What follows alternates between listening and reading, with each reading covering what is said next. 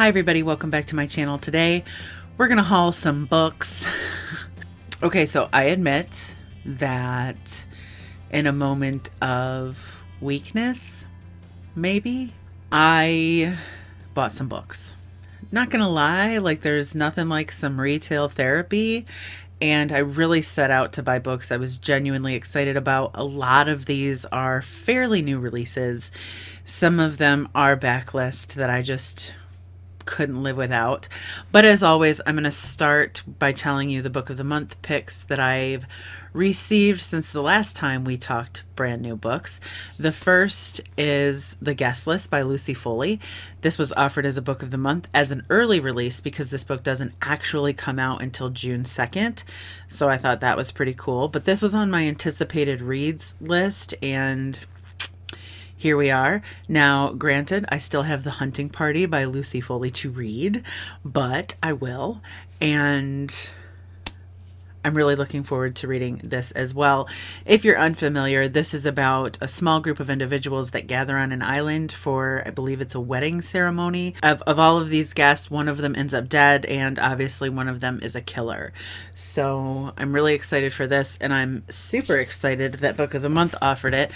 Also on my anticipated reads list was Beach Read by Emily Henry, and Book of the Month offered this one as well. This is the story of a romance writer and a man who's convinced he'll be the next great American novelist, who are somewhat secluded in beach homes, you know, trying to put together their next work. And both of them are struggling a bit. They run into a little bit of trouble. So they decide to switch roles. She's going to write his next great novel, and he's going to give romance a shot. And it's a romance, so I'm pretty sure the two of them end up falling in love. The major draw to this book for me was the author Emily Henry, who I'm a fan of after only reading one book, A Million Junes. So I have high hopes for this one as well. Next is a book I actually picked up before this whole social distancing thing began. It was during my last trip to a bookstore. My, how I miss trips to the bookstore. But it is called You. This is by Zoran Drvenkar. He is the author of another book that I own called Sorry, that I haven't read. This book is actually about a criminal mastermind who runs, I believe, like a drug cartel, and some teenage girls who kind of get mixed up in his business innocently because one of their friends disappeared, and they're thrown into this real high stakes world of drug trafficking and such. But the most interesting part of this is that the book is written in second person, I believe, all leading up to finding out who you are to this book. You are a witness to something in some sense. So I just found it pretty intriguing. It's a chunker, not gonna lie. Next, I picked up The God Game. This is by Tobey. I bought this from Amazon. This has been compared to Ready Player One, although I think the only comparison on the surface is that it also involves video games. But this is the story of, I believe, 5 high schoolers who are drawn into this type of video game that is run on the dark web.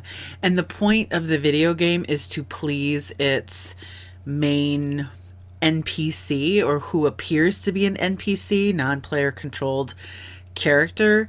And in the game, that NPC is called God. And what the players have to do is try to achieve all of these missions. Anything that God wants them to do, they have to do. And the interesting part is that the game sort of interfaces over the player's reality. So I think where this is headed is that, you know, the kids start kind of exposing people in their real life based on this information contained in the game, and it becomes a more high stakes, very real sort of situation. And it's mentioned that no one can quit the game. So I thought it sounded interesting. I'm kind of digging this cover, not going to lie. But if it is anything like Ready Player One, I'm willing to bet that it's a lot more sinister and a lot more adult in nature. So there's that. Next, I picked up The Chill by Scott Carson. This is a story about a village or a city or a town that was intentionally flooded a century ago on the Chilliwackee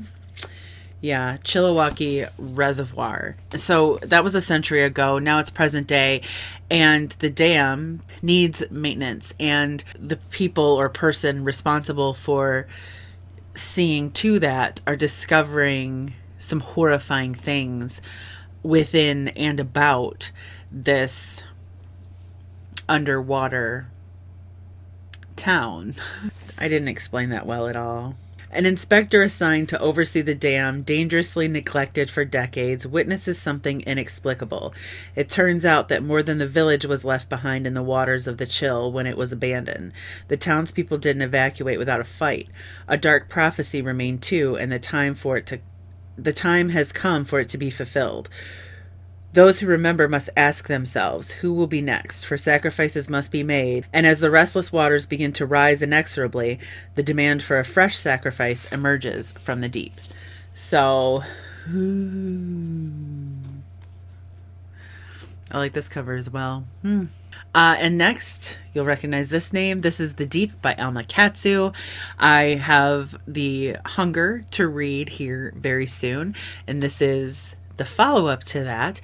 This is about an alternative explanation for events in the time of Titanic. Now, I'm not going to say for sure that this assigns some sort of supernatural or horrific explanation to the sinking of Titanic, but it does mention that one of the survivors of the Titanic's sinking takes a job on another ship and starts to experience things that are kind of strange, like the presence of a man who was with her on the Titanic that she knows for a fact drowned when it sank. He's also present on this other ship. Another horror novel involving a historical event. I really hope that I like this because I'm putting a lot of investment into Alma Katsu's stories about turning historical events into horror novels. So we'll see how this goes. This is another horror novel, I believe. It's called The Return. This is by Rachel Harrison. This is about a group of friends, two of whom were best friends, and one of them goes missing. And the girl who doesn't go missing, Elise is convinced that her friend is still alive, but no one believes her. I mean, there's no trace. She's gone, presumed dead. But 2 years to the day that Julie goes missing, she actually returns. And so all of these group of friends decide to get together. Only when Elise sees Julie for the first time, she knows without a doubt that this Julie is not the Julie that disappeared. So we don't know what Julie is, but it ain't Julie. These next two aren't new releases. They've been sitting, they're not old by any means, but they've been sitting in my Save for Later cart on Amazon for a while now. The first is Salvation Day. This is by Callie Wallace. This is kind of a science fiction-y story. It is about a spaceship that it was government run, I believe. It was a massive exploration vessel, and it was abandoned by the government and left to just exist when a virus broke out, and there were a massive amounts of deaths on this vessel. I believe the captain of another sort of spaceshipy vessel is promised that she can have this ship by a real sketchy person as long as she kidnaps the sole survivor from that disaster and uses that survivor to board and take possession of the ship. So what it sounds like is that once they accomplish this, they awaken the evil within, and all hell breaks loose. Along with Emily Eternal. This is by M.G. Wheaton. So Emily is an artificial consciousness created at MIT. As she's living and trying to develop, which was the intention of her. It says, she was developed at MIT in the hopes of taking both machine learning and our understanding of consciousness to new heights. Her specialty is helping individuals recover from trauma. So while she's living on campus at MIT and trying to pursue that mission, the world finds out that the sun is dying and life will cease to exist. And then she is approached as potentially the answer to the world's problem. So Emily is tasked with kind of saving the world, and doing so through, I don't know, it's hard to understand at this point, but kind of intervening in or infiltrating the human consciousness.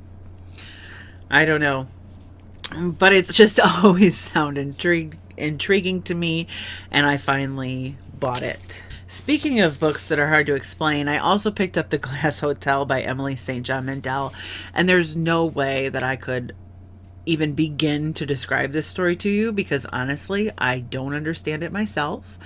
But I know what we have is a bartender in a hotel who ends up marrying a shady character who also owns that hotel. And this hotel owner, proprietor, is running some sort of Ponzi scheme that kind of implodes. And yet the wife walks away unscathed and then boards a ship where she disappears. That's literally all I know. And I know that there are some people on BookTube by now talking about this book, and I haven't decided whether or not I'm going to expose myself to that conversation or if I'm going to go into this blindly. But I really liked the cover. The cover is beautiful, and obviously Emily St. John Mandel has got a lot of love for Station 11, which I own and haven't read. This is her 5th book, and I own Station 11 and Last Night in Montreal. Haven't read them. Anyways, you guys know what the deal is here. That's all I have for you in hardcover.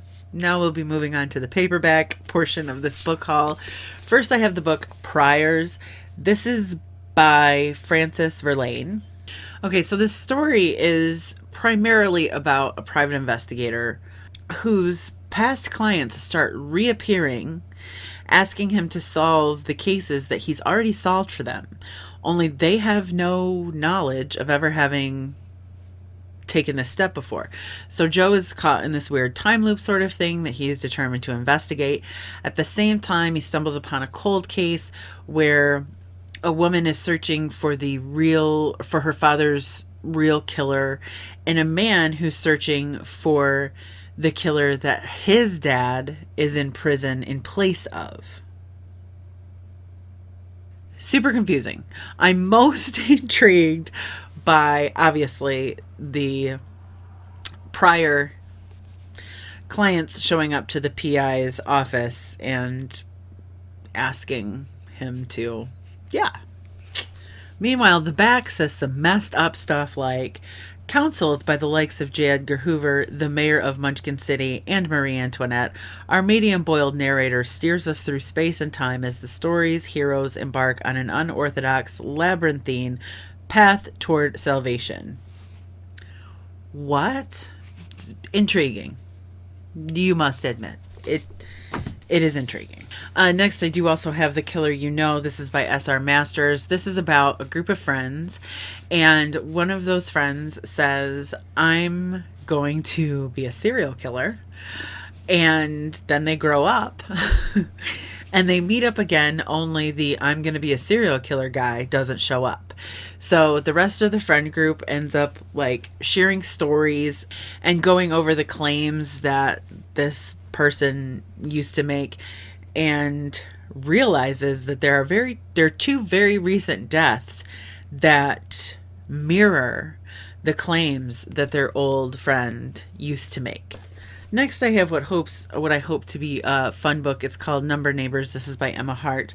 This is about, I'm sure you've heard of that concept of texting your number neighbor. So the phone number that is one digit off from your phone number is your number neighbor. And in this book, our main character sends a dirty text on a dare to their number neighbor. And it sparks this exchange. They text back and forth for several days. Then the cat that our heroine is cat sitting becomes ill, and the only person that can help her is the next door neighbor who's a veterinarian or something. I don't know.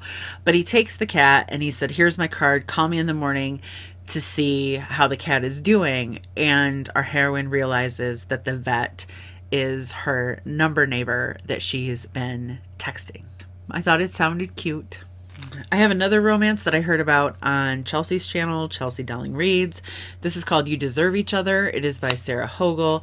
This is about two people who are already engaged, but did so kind of for status, did so because it seemed like a great idea, not necessarily because they had undying love for one another. And they're both a little sick of the relationship. They both kind of want out. They both have changed their minds.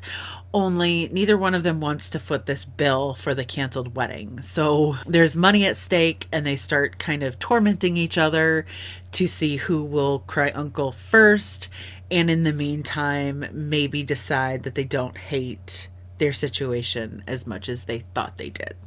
The only other romance in this haul is Dear Enemy by Kristen Callihan. This was on my anticipated reads list. This is the story of a girl. She hated her sister's boyfriend while they were growing up. The sister broke up with the boyfriend and stole something from him that he very much wants back. In an effort to protect her sister, our heroine offers restitution for this thing that her sister stole. So she's gonna do whatever this ex-boyfriend that she hated as a child or as a young person wants, essentially. Enemies to lovers. That's what we have here. We'll just sum it up that way. And then I have the book The Invitation by Rachel Abbott. This is about a group of people who gathered together for a wedding, and something terrible ended up happening that day. But 1 year later, the original host of that event calls everyone who was there back, and our protagonist Gemma and her husband go back to this place that they were a year before when something really bad happened. The host this time says that he knows that someone there has more information about this terrible event, and Gemma definitely thinks it's not her and her husband, but the back of this book implies that Gemma might not know for sure. It's kind of like a murder mystery dinner where the murder was probably real and it happened a year ago, and now they're trying to find the responsible party amongst all of the attendants. I have high hopes that it will be intriguing. And finally, I have The East End. This is by Jason Allen. This is the story of a teenager on the Hamptons. He's not impressed. He can't wait to get out of his situation, out of his neighborhood. And unfortunately, idle hands, he spends his time breaking into the local homes. And one night, he breaks into the home where he and his mother are actually employed, and witnesses something awful that transpires between the homeowner and a victim. Now, the homeowner needs to cover up this crime. However, there is a witness. He is a witness. And so he's in danger unless he cooperates. But also the book says that there was somebody else watching. So somebody else knows that he witnessed this event and knows who's responsible for the event in the first place. So it's kind of like, do these two band together to protect themselves against this other witness? Or I don't know. Who knows? Those are the books that I bought to make myself feel better for having to stay home. And these are the books responsible for some of the shelf reorganization that you see behind me. See this book of the month tower here? Yeah, we can't even breathe on that side of the room, or bad things might happen to those books. So I hope you find some of these books that I mentioned today interesting. And if you've read or anticipate reading them, share your opinions and your thoughts with me in the comment section down below. If you have any other questions about the books that I mentioned especially. Thank you so much for watching, and I will see you all very soon.